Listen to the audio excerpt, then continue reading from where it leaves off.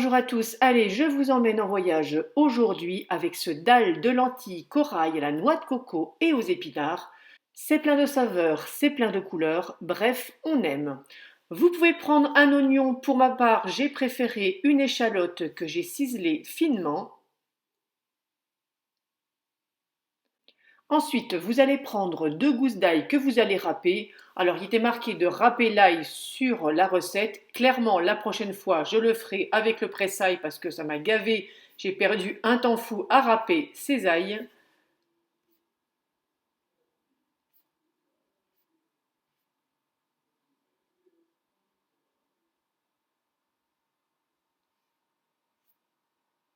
Vous allez faire la même chose avec un beau morceau de gingembre.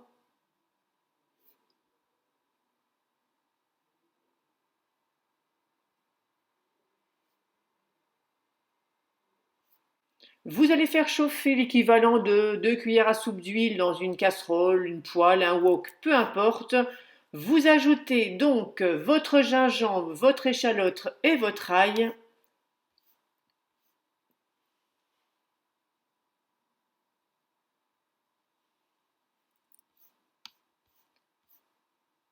Vous remuez ça gentiment avant de venir ajouter des épices. Alors pour ma part, j'ai utilisé une cuillère à café de curcuma, une cuillère à café de graines de moutarde, une cuillère à café de feuilles de coriandre en séchées, tout simplement, ainsi qu'une cuillère à café de cumin et cette fois-ci une demi-cuillère à café de piment doux. Vous pouvez charger sur le piment. Pour ma part, j'aime bien qu'on le sente, mais je n'aime pas que ça m'arrache la bouche. J'aime bien sentir ce que je mange. Vous allez faire chauffer ces épices pendant 2 minutes à feu doux. Puis vous allez ajouter 300 g de lentilles corail,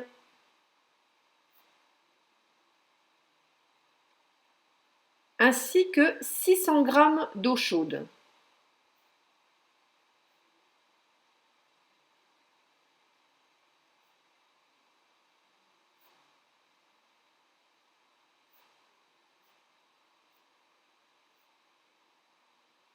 Alors l'eau, j'ai ajouté 600 g, ça suffit. En fonction de vos lentilles, vous aurez peut-être besoin de rajouter un petit peu d'eau au fur et à mesure de la cuisson. Ça sera à vous de juger.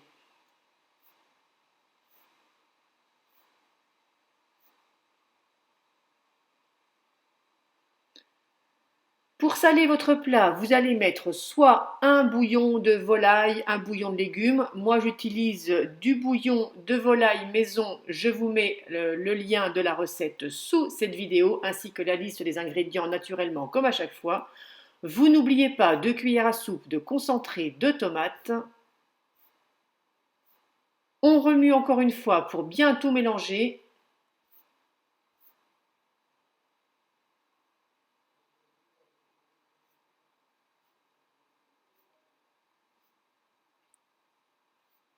Et vous allez laisser tout ça mitonner à feu doux pendant à peu près 15 minutes. Petit à petit, vous allez voir que l'eau va se réduire. C'est à ce moment-là que je vous disais, si les lentilles sont encore trop fermes et que vous n'avez plus d'eau, vous en rajoutez progressivement. Mais normalement, enfin en tout cas pour moi, la quantité d'eau a suffi.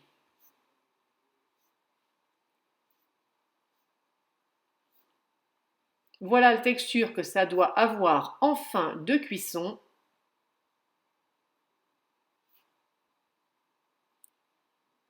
Il ne vous reste plus qu'à ajouter la crème de coco. Alors normalement c'est du lait de coco, je n'en avais plus, comme à chaque fois je compose pour mes recettes. En tout et pour tout, j'ai utilisé 20 centilitres, mais à ce stade-là, vous n'utilisez pas tout, vous gardez l'équivalent d'une à 2 cuillères à soupe pour le décor à la fin.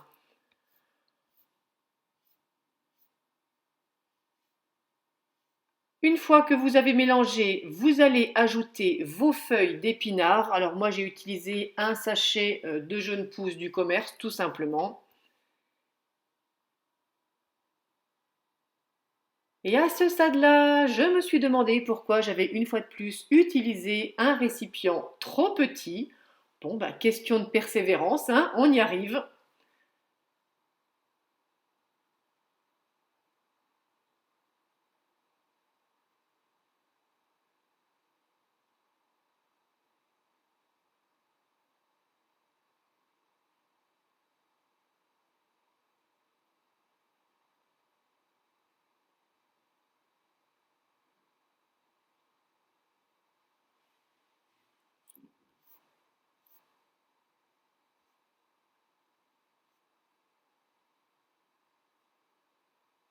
Voilà, quand tout est dans la casserole, vous laissez cuire encore 1 à 2 minutes.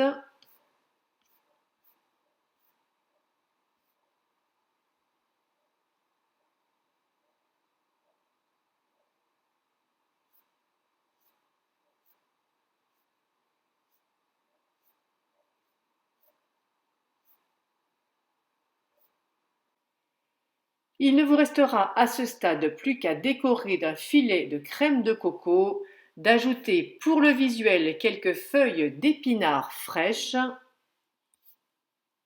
et naturellement à passer à table. Alors, certains aiment servir ce dalle de lentilles avec du riz basmati. Pour ma part, j'avoue que j'aime le manger tel quel. Chacun ses goûts, ce n'est pas grave. Voilà une petite recette toute simple et colorée. J'espère qu'elle vous aura plu. Moi, je vous dis à très vite pour une prochaine gourmandise. Et en attendant, je vous fais de gros bisous sucrés à tous.